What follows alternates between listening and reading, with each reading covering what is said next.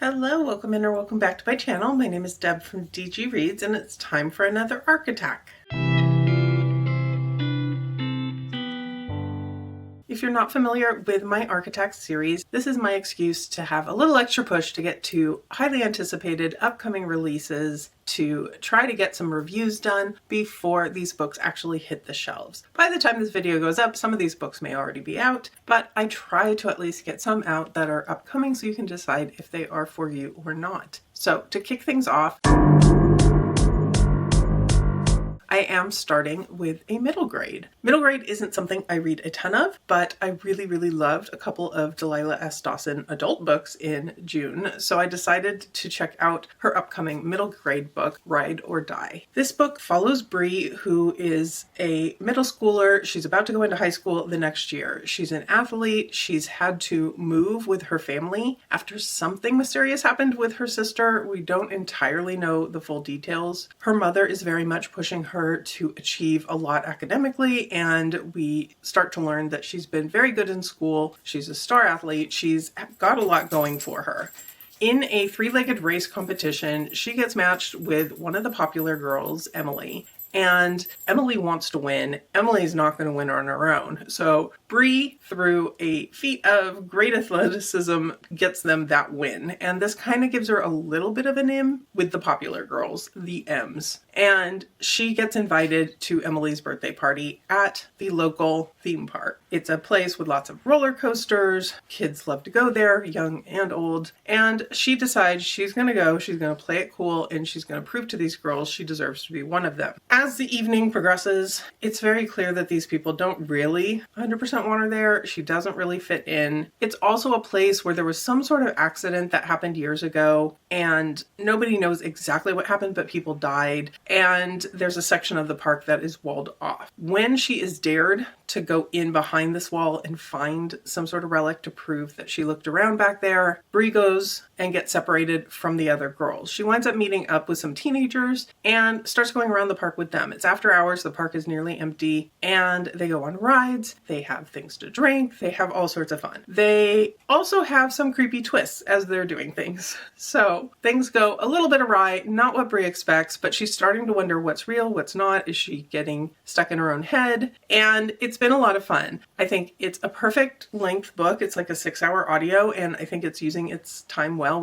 At this point, I'm about 45% of the way through, and we've gotten to know Bree pretty well. The creepiness, I mean, the reader knows most likely what's going on, but Bree doesn't, and she's really just someone who's looking for friends. She's looking for people to like her for who she is. She's looking for people to belong with, and that's definitely a relatable type of an idea. The creepy moments, the way the author plays with the rides and how they shift from one thing to another, from seeming like something fun to suddenly seeming like something scary, absolutely is well done as well. So I'm going to keep going on this one. I'm excited to keep reading it. I was a little worried middle grade I don't read a ton of, but Delilah S. Dawson definitely has a way of making a book come to life. So I'm going to keep going and check back in with you once I finish it. I finished up Ride or Die last night, and I really had fun with this one. I think the author did a good job of walking the line between keeping it young enough for a middle grade audience, but also upping the spooky nature of the book. The disturbing imagery definitely stood out to me, and it did give a few chills along the way, which is always a lot of fun. I'm glad that I just randomly spotted this with PRH Audio and decided to pick it up, even though middle grade's not necessarily my thing. But honestly, middle grade horror actually has worked for me a few times, so I'm not too surprised that this one did as well. I think the character, Bree, was a fantastic one to follow. I really liked her. Yes, there are some bad decisions made with any book, there are, but I think she made good decisions throughout. She didn't frustrate me. She learned a lot about how to stand up for herself, what was truly important, and all of those types of messages were in there as well, while also looking to figure out what's going on around her. Why is this amusement park suddenly so dangerous? Why is there this creepy stuff going on? Yes, I figured things out faster than her, but I'm an adult, I'm a reader who knows the plot. She's a kid inside the plot. So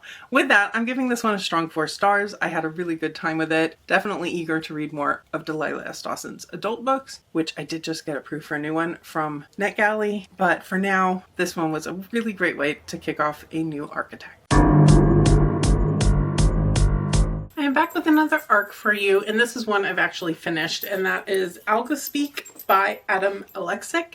And this is a nonfiction that is looking at the way that the algorithm, social media, and the like have impacted speech. And this is a book that I received gifted from Knopf. It's coming out on July 15th. I also got the audiobook from PRH Audio, so thank you to both of them for this one. This was actually a really interesting read, and there were definitely things in here that I was familiar with. Like, the book opens with a discussion about the concept of unalive, and that being a word that came out of social media, people getting around bans on words that evoke death and things like suicide and murder and those types of words that maybe would get triggered in a algorithm to keep things away from people, so people would say someone was unalive. And that's something I'm certainly aware of, but it was interesting in here talking about how that originated and spread and so forth. I also found it just interesting in the way the author talked about how obsolete some words get very quickly. And he talked about in here how some of the things he's talking about in this book may even be not relevant by the time this hit the bookshelves compared to when he wrote it. And certainly a couple years further down the line, that can happen as well. I do think this is something we've seen just in history in general. The phrases and words and things like that our parents used are very different from what our children use, and the presence of social media and everything quickly becoming viral and then becoming overused and out of favor happened so much quicker with social media being so immediate. And there were things in here that were definitely new to me. It talked about how influencers will adopt different kind of accents and speech patterns, either intentionally or unintentionally. And I hadn't really thought about that as well. The kind of idea of things like Gen X, Y, Z, Alpha, whatever, and how that's something new in recent years. Things like Hot Girl Summer are things that have come up in recent years, and the way that's been branded. So this was a really interesting read. It was very quick. I think the audio is only like 6.5 hours, something like that, 7 hours maybe, but this is one I think if you're interested in linguistics and language and how that all kind of plays out, I think this was very engaging. And this is someone who creates content for social media, and he does address the fact that some of the stuff in here does directly impact what he produces and impact how he chooses what to feature and those types of things as well. This was also my first book for the hardest reading challenge you'll ever do 2.0. I'm attacking the nonfiction challenge with this one, so this was my first book done for that. And overall, this was a good time. So again, this one hit shelves July 15th, so it will already be out by the time this goes live, but definitely one to check out. For my next arc, I am halfway into Guess Again by Charlie Donlea. This one comes out on July 29th, and I have a gifted copy from Kensington. I was asked if I wanted to be part of this author's team, which has now been named the Donlea Detectives, and I said yes, because I have really, really enjoyed a few of his previous books, so I was excited to pick this one up. The actual arc doesn't have a lot of information on it, so I kind of went into this blind, but I've been enjoying it. It took me a little bit to get into, which was 100% a me problem, not a book problem. I haven't had a ton of time to sit and physically read a book. When I sit down to read, it goes really quickly. I'm really engaged. I really like his writing style. There are a lot of really short chapters, and it's just really easy to just keep flipping through, to want to keep reading. It's very engaging, so I'm having a good time. This book is following Ethan, and Ethan is an ER doctor, but that's not his original career. He was actually an investigator who was looking into crimes against children, against youths, and it just became too much for him. He knew it was going to beat him down, seeing all this harm come to children, and even though he had a 100% success rate on the cases he worked on, he knew it wasn't something that could be long-term. So he gave up on that, went to medical school, and now he's helping people in the ER. Well, his old partner showed up at his work, and his partner is dying, and he has one cold case that just kind of haunts him to this day, and he really wants answers. This isn't one that Ethan had worked on before, so he's hoping Ethan can bring some fresh eyes to it and have this 100% success rate continue on with this case. 10 years ago, Callie Hart was an 18-year-old who disappeared, and no one has ever found her, and it's completely run cold. No one knows what happened. There were a few guesses at the time. There were some unanswered questions at the time, but in the present day, they're trying to reopen this case. Her father is now a governor, and therefore there is some political sway there as well. And Ethan's able to kind of work his ER schedule so that he works a bunch of days and then gets a couple weeks off with vacation time and so forth so he can look into this investigation. With this narrative, we're following his investigation. We're also getting flashbacks to the past and actually seeing what was going on with Callie, some of which the investigators know and some of which the investigators don't know. And we're not really anticipating a positive, happy outcome for Callie, but there are also signs that someone is being held captive, and we're occasionally getting a chapter in here about that. And I'm assuming that's going to wind up tying into the answers of what actually happened to Callie. So this is going really well. Like I've said, I was starting to get to worry that I'm not going to be able to finish this before my vacation. And if that happens, I will probably take this with me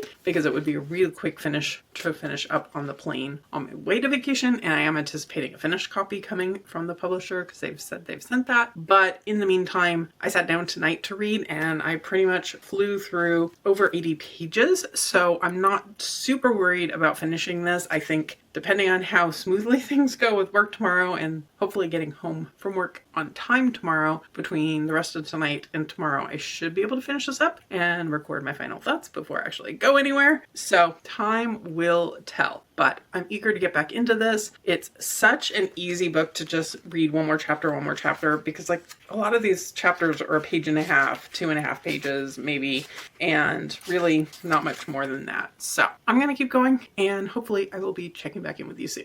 As it turns out, I needn't have worried about finishing up Guess Again, bless you to Kylie, before my vacation. I wound up sitting back down and reading after I last updated you, and I started getting tired. I was thinking, I'll put it down, I'll finish it tomorrow. And then we hit a twist I did not expect, and that woke me back up, and I wound up finishing it in bed last night. This really was not put downable toward the end. It had me fully held and wanting answers, and there were, like I said, some twists I did not expect, including the very end. We get a big reveal, and I did not see that coming at all. So very much interested to see what Charlie Donlea does with this, because it does kind of open it up for a sequel. I think at the very end, we get a lot of resolution. We get a lot of answers. The kind of core mysteries of this book absolutely do come to a satisfying ending, but there is more that could be explored. And this is a character, Ethan, who's really interesting and someone that I would follow and pick up another book about.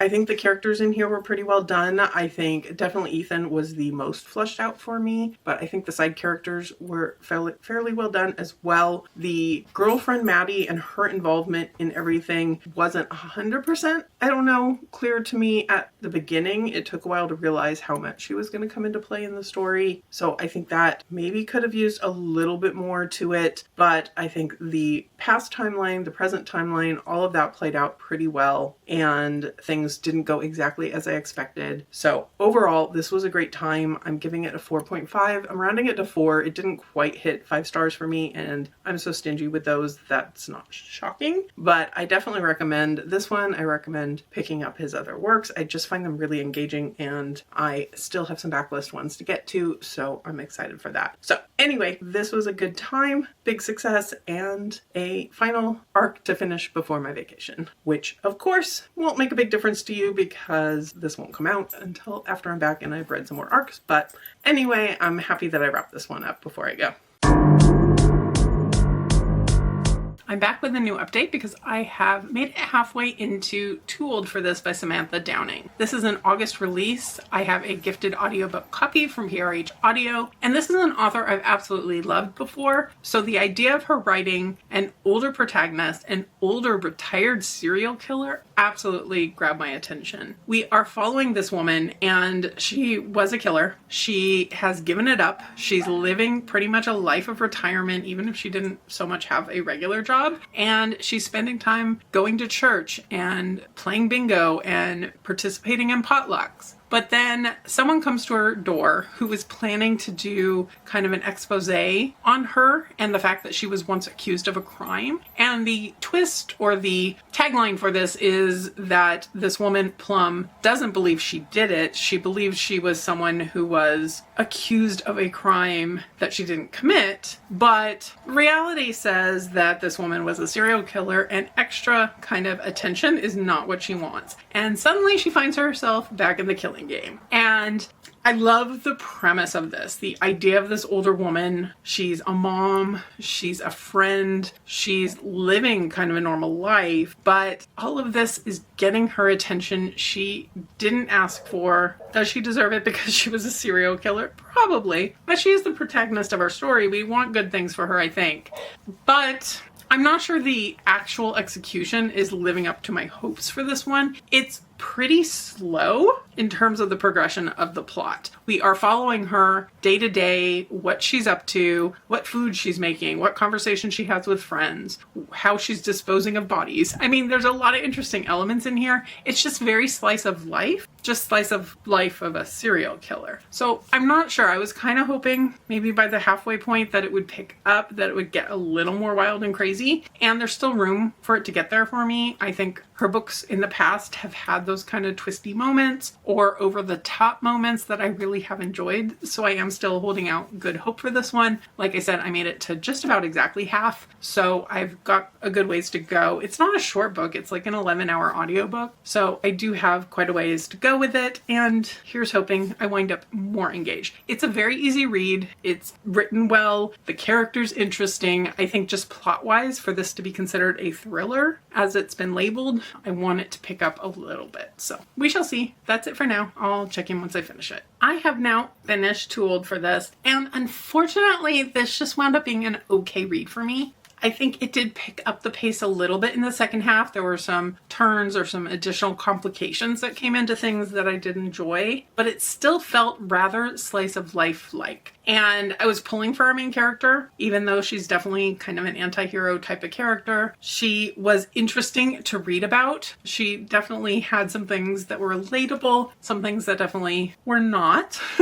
The ideas about her serial killing past, we get some flashbacks throughout this book on what she's done in the past and how that's impacted her life, her family's life, and all of that. I just feel like it didn't quite engage me the way I want a thriller to engage me. It felt a little more just like a drama than something that I found truly, truly thrilling. So in the end, it was well written. I really liked the main character and the way that was developed and that we're getting an older protagonist just in general, but it just didn't, like I say, hold my attention fully. So it was perfect for kind of multitasking at work, but not a book I could see myself picking up and physically reading throughout the whole thing. So definitely the audiobook was the way to go with this one. I have seen a lot of 5-star reviews for this, so it may be more me than the book. I think it's landing at a solid 3-star for me. Like, there wasn't anything super objectionable about it. It may be false expectations going into it, but they can't all be 5-star wins. So with that, I'll leave it here and move on to my next book.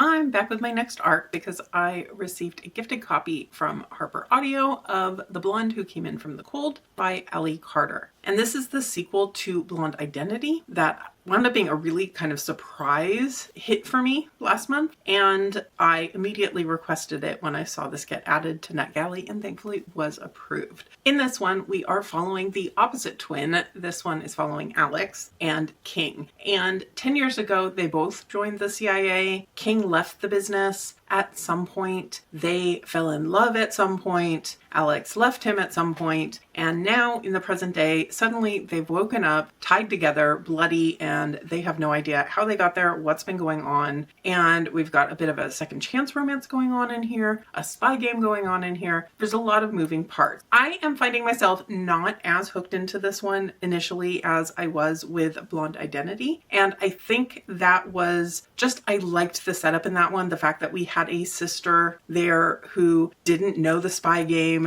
who was a little bit more bumbling, very bubbly personality-wise, and I think that hooked me in with a little bit of a different kind of dynamic between the couple. In this case, it's a second chance romance, which is not usually my favorite trope. Usually I wind up finding that the couple broke up for a good reason and maybe should have stayed that way. I don't think that's going to be the case in here, but I'm not necessarily as connected in with their story. We've got a lot of back and forth in the timeline. It's dual POV. We're going from present day to kind of their history together. And in the audiobook format, I'm finding it at times to be a little bit confusing to keep up with what time period we're actually in at any given moment. And that's throwing me off a little bit. I'm still having a good time with it. It's engaging. It's a fun listen. I'm going to keep going. And it's been a good one to just kind of sit and read during my commute, sit and do some crochet. And I am looking forward to finishing this one up. I'm about 45% of the way through it at this point, so I think it'll be a really quick finish, and I'll bring you some final thoughts.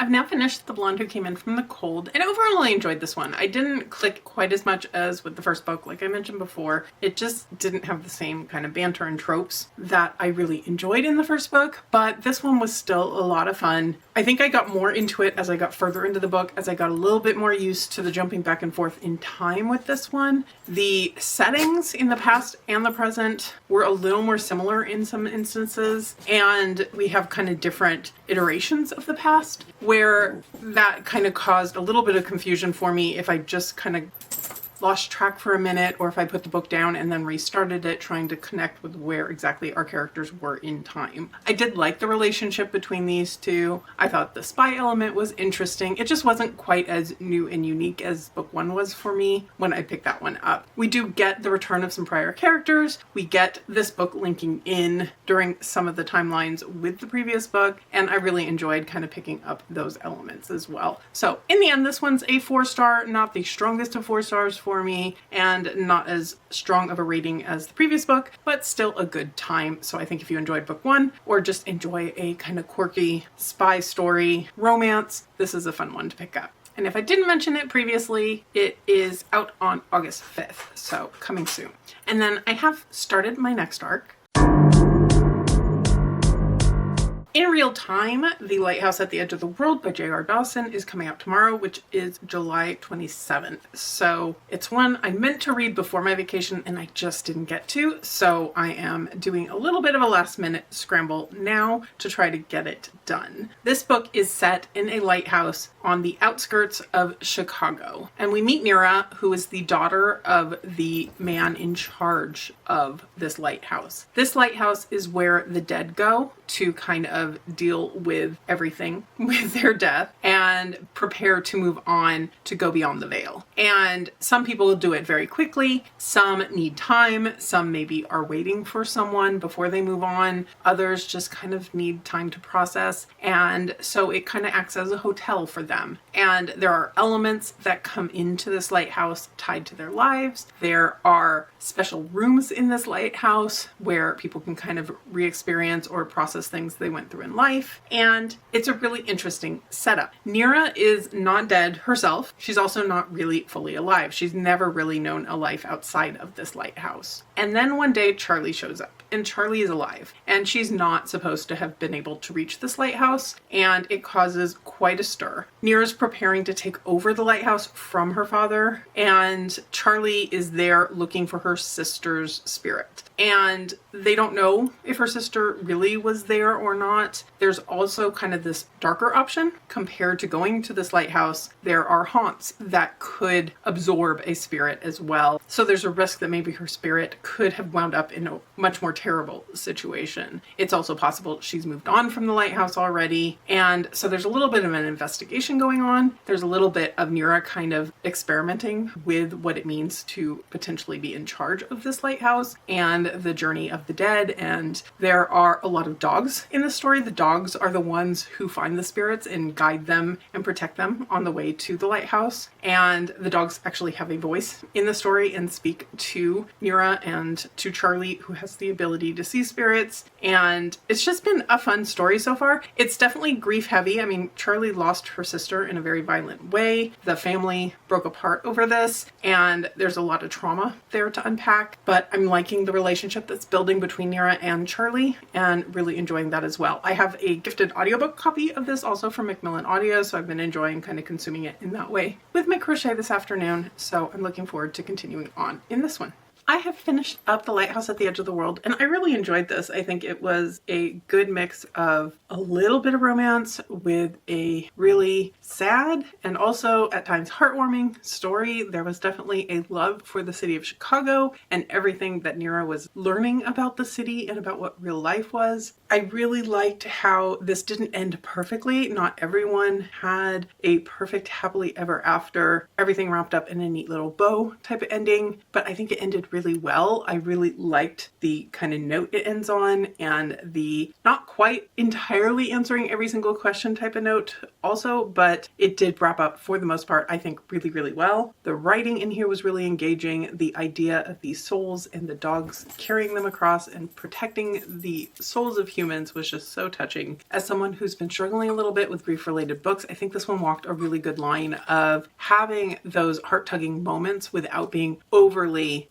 sad, if that makes any level of sense. This one winds up being a 4.5 for me. I really, really enjoyed it. I would recommend picking it up, and I'm glad to be wrapping up this particular arc attack on a happy note. This one feels like a little bit shorter one. I didn't get to as many books for this particular vlog, but vacation in the middle of it really did mess with things, and I got to at least one of my arcs during that vacation vlog, so it wasn't included in this one, but I did get some really good books in, so that makes me very happy. Let me know in the comments below, have you read any of these books? Are any of them on your TBR? Or let me know about an upcoming release that you're really excited for. And if you've made it this far and you don't have anything to comment, give me a light or a light bulb emoji for The Lighthouse at the Edge of the World. If you could hit that like button below, I would surely appreciate it. And subscribe if you're interested in more of my arc attacks, more of my book thoughts, and more of my bookish content in general. But for now, I'll leave you here and see you real soon in a new video.